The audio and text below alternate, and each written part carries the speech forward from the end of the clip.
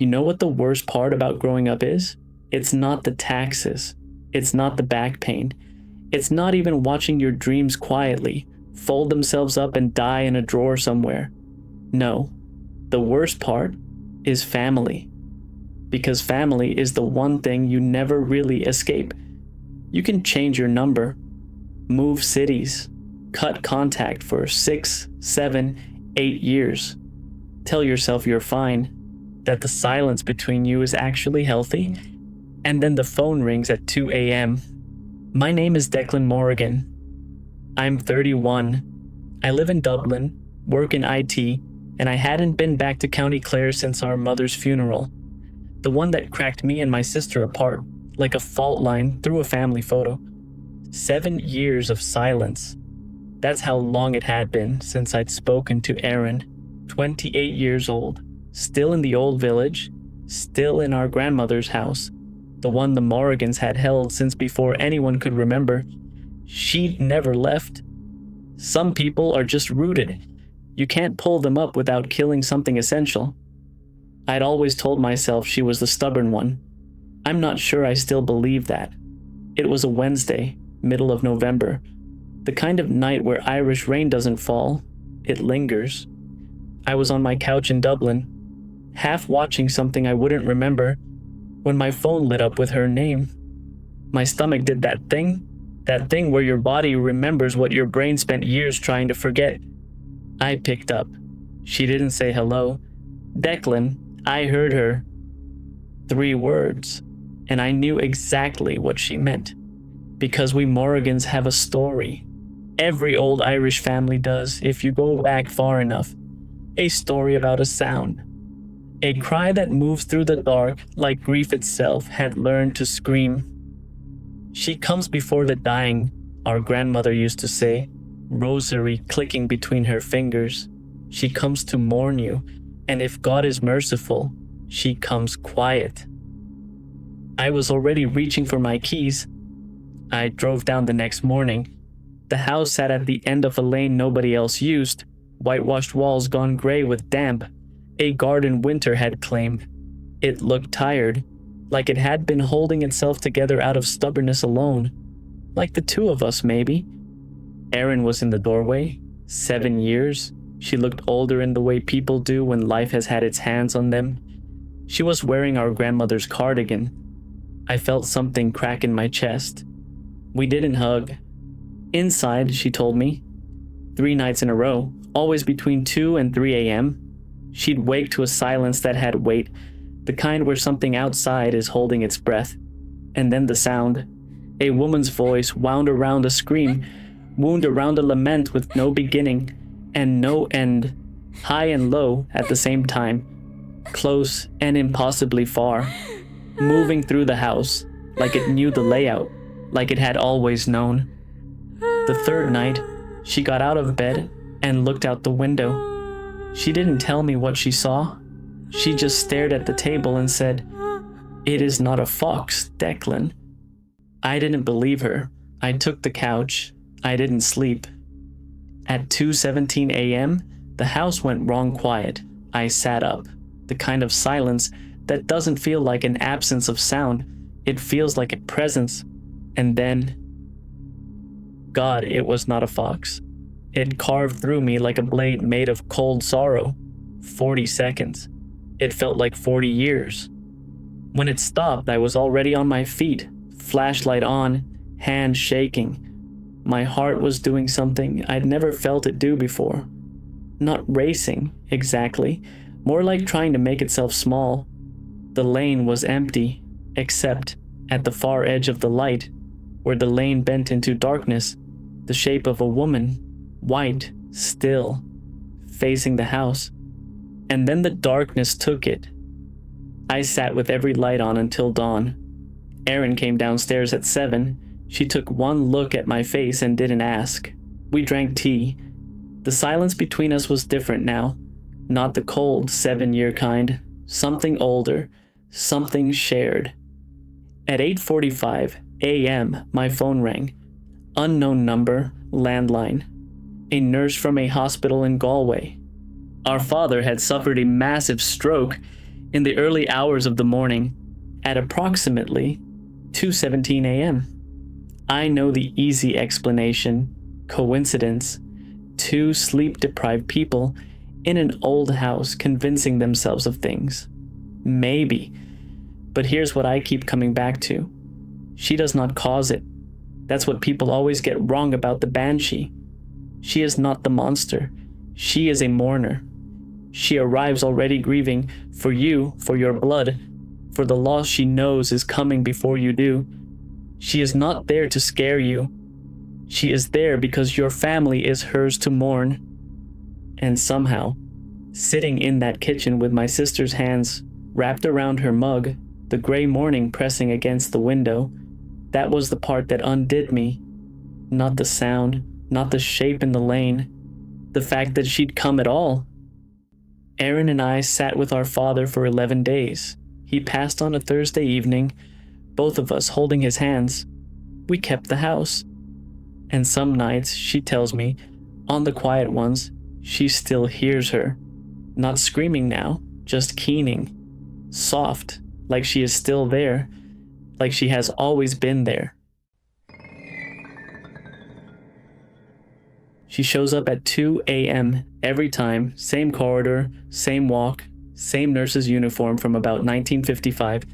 11 years of CCTV footage, crystal clear. She never ages. We ran her face through every facial recognition database we could get access to. No match, not one. But here's the part I've never told anyone. I've seen her, not on a screen, in the corridor, 6 feet away, looking right at me. And I need to tell you what happened, because it's been sitting behind my teeth for 3 years, and I'm done carrying it. Jervis Shopping Center, heart of Dublin City, Primark, Boots, Burger King. By day, it's packed with teenagers and tourists, and people spending money they don't have. By night, it's mine. My name is Liam.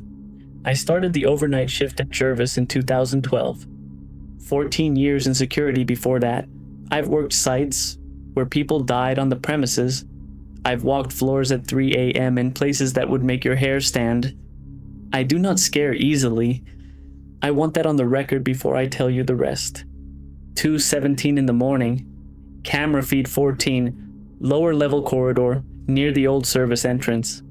I'm half watching it, coffee going cold, and then she's just there, a woman, old-fashioned nurse's uniform, white dress, starched apron, small cap pinned to her hair, not running, not hiding, not doing anything dramatic, just walking.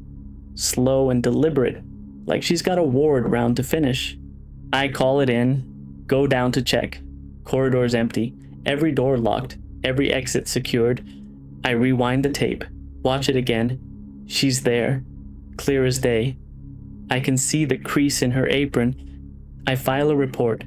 My supervisor says it was a reflection. I don't argue, I need the job. But I know what a reflection looks like. And reflections don't walk with purpose. She comes back, not every night, but often enough. Always between 2 and 4, always the same corridor, always that same unhurried walk. The footage is perfect. You can see her face, the texture of the fabric. This isn't a smear or a trick of the light. This is a woman fully rendered on HDCC TV in a shopping center in 21st century Dublin.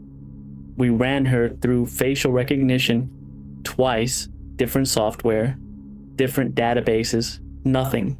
11 years, same woman, same corridor, same uniform. The footage from 2012 and the footage from 2023, not similar, identical.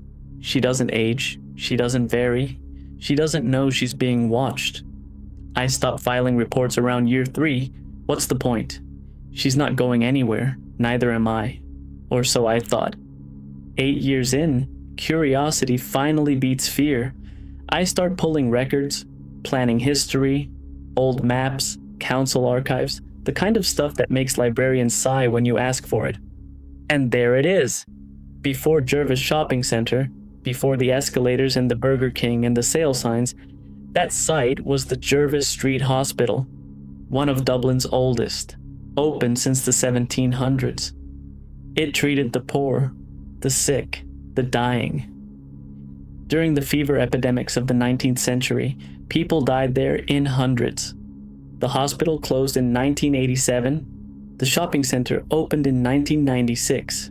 9 years between one building and the next. And nobody, as far as I can tell, thought to tell the staff that the walls had changed. She's not haunting the place. She doesn't know the place is gone. I've thought about how to tell this part. I've rewritten it in my head probably 400 times. There's no version that doesn't sound like I've lost the plot. But here's what happened. It's a Tuesday in October, 2:23 in the morning. I'm doing a physical walk. We rotate between monitors and floor checks. Standard procedure. I'm on the lower level, coming around the corner near the old service entrance, the same corridor, the one she's always in. I hear footsteps, soft, measured, the click of hard-soled shoes on tile. I stop. The footsteps don't. She comes around the corner. I've seen her on screens for 9 years, hundreds of times. I know the way she moves, the angle of her chin, the particular way she holds her hands, slightly forward, like she's ready to take a pulse. Nothing prepares you for the real thing. She's solid, not transparent, not glowing, none of that. She looks like a person. She looks like a woman coming off a long shift, tired but focused, with somewhere to be, in the wrong century. And she walks straight toward me. I don't move. I can't tell you if that was bravery or if my legs just stopped working. She gets within 6 feet and I open my mouth. No idea what I'm going to say. Something stupid, something useless. And she looks up. She looks directly at me. Her eyes are dark, not black, just dark. The eyes of someone who has seen a lot of suffering and made peace with it. And for 1 second that I'd trade years off my life to unhave, her expression shifts. Not fear, not surprise. Recognition. Like she knows exactly what I am. Like she's clocked me the way you'd clock a new colleague on the ward. And then she walks through me. I don't mean past me. I mean through me. Coal doesn't cover it. It was like being submerged in black water. Like every warm thing in my body got pulled out through my chest and handed back a second later slightly wrong. I was on my knees on the tile before I knew I'd fallen. The corridor was empty. Footsteps gone. Silence so complete it had a sound of its own. I stayed on that floor for a long time. I've told myself a lot of stories about that night. Stress, sleep deprivation, an episode of something I haven't been diagnosed with yet. I've tried all of them on. None of them fit. Because here's what I can't explain away. The CCTV. I went back upstairs and pulled the feed.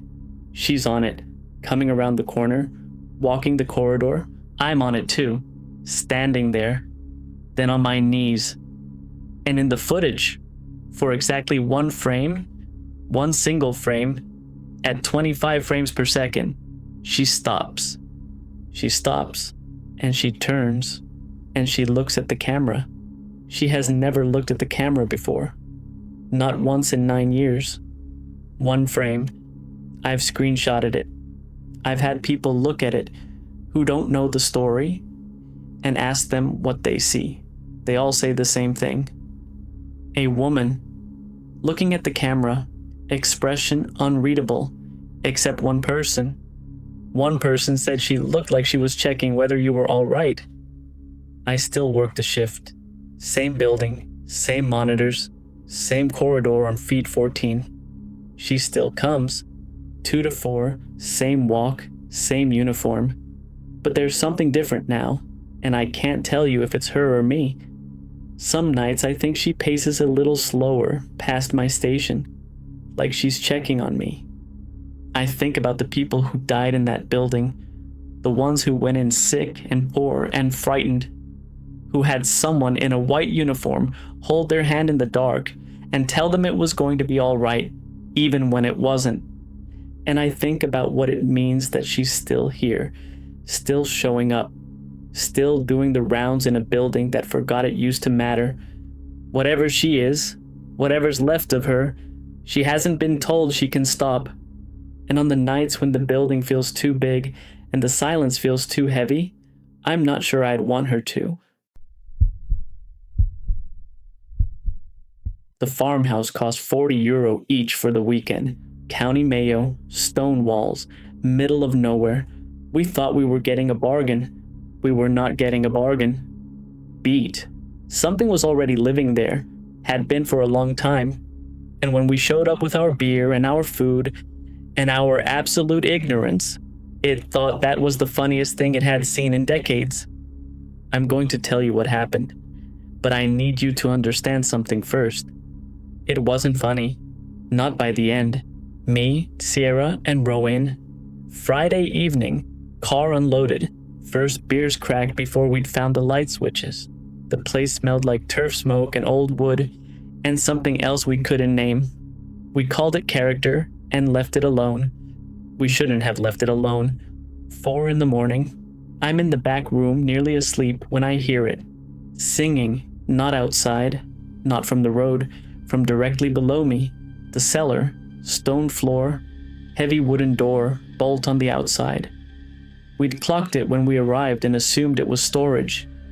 It was singing in Irish, old Irish, the kind of tune that sounds like last orders in a pub that's been closed for 100 years. And underneath the singing, between the verses, this laugh, wet, delighted, private, like something had just thought of a joke it wasn't going to share. I lay there for 40 minutes, telling myself it was the pipes. It was not the pipes.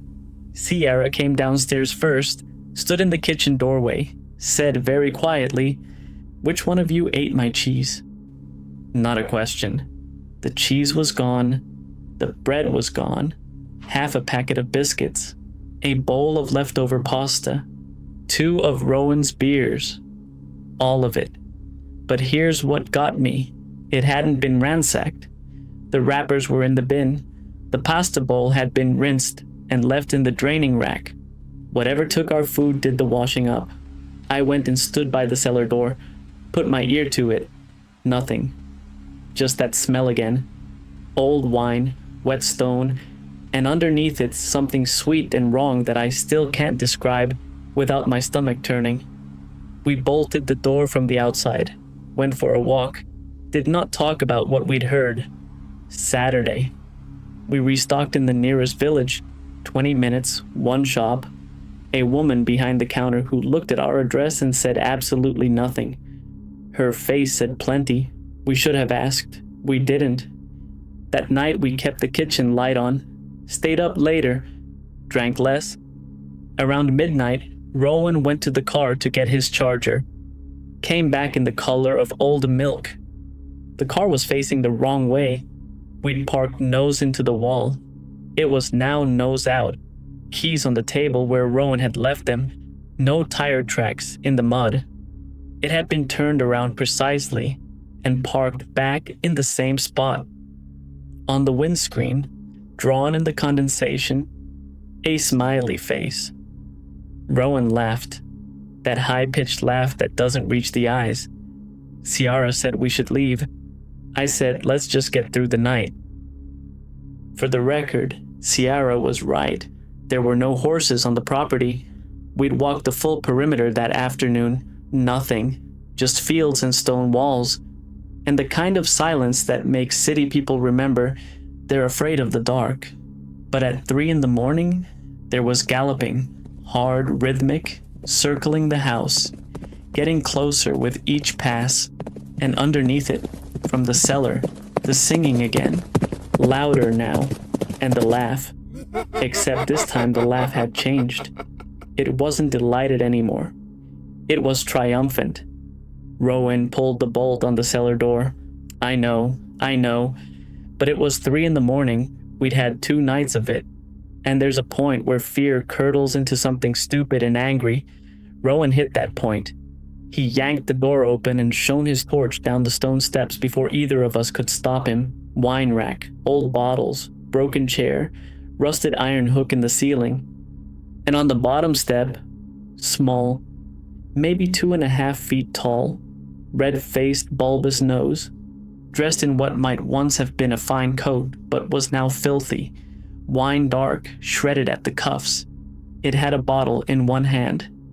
It was looking up at us, with the expression of something that has been waiting. It grinned. Every tooth in its head. Then it said something in Irish. I've had parts of it translated. I'm not repeating those parts. What I will tell you is this. The way it said it, slow, certain, like a landlord telling you the terms of a lease you've already signed, made Rowan slam the door so hard the frame cracked. Here's what the folklore says about the Clurichaun. Nuisance, drunk, trickster, moves things, eats your food, rides your horses into the ground for sport, basically harmless. They say that because the people who found out otherwise didn't write it down. We bolted the door and put our backs against it, all three of us, on the floor. And then, from the other side, something changed. The singing stopped. The galloping stopped. Total silence, except for one sound. Slow, deliberate footsteps coming up the cellar stairs, one at a time, unhurried, like it had all the time in the world. Because it did. They stopped just behind the door, and then, very quietly, something knocked 3 times, polite, the way you'd knock on a guest's door to let them know breakfast was ready. We sat against it until the sun came up. Nobody slept, nobody spoke. At some point, the footsteps went back down. We didn't hear them leave. We just realized at some point that the cold on the other side of the door was gone. Cellar was empty, bottles undisturbed, no footprints on the steps, no wine stains. The kitchen had been cleaned out. Every scrap of food we'd bought in the village, gone. And on the table, laid out neatly where the food had been, a wine cork, a single black button, and a note. Handwritten, copperplate so neat it looked typeset. Come back anytime. I'll be here. We were in the car in 20 minutes. Rowan has never been back to Mayo. Kiara still has the note. Keeps it in a drawer, won't throw it away. Can't tell you why. I looked up the property after. Listing was gone. But I found a thread on a local history forum. 2009. Someone asking why the farmhouse sat empty for years at a stretch despite being in perfect condition. One reply. Account that posted once and never again. The owner doesn't advertise it. He lets it out to people he thinks need a story to tell. The Clurichaun is in the folklore sections, the funny pages, the stuff they tell kids, a joke, a punchline, a drunk little man in a cellar. But I've thought about those footsteps on the stairs every single night since. Slow, patient, one at a time, not like it already knew we weren't going to open the door. Like it was knocking anyway, just to remind us it could. I'll be here when the lights go out.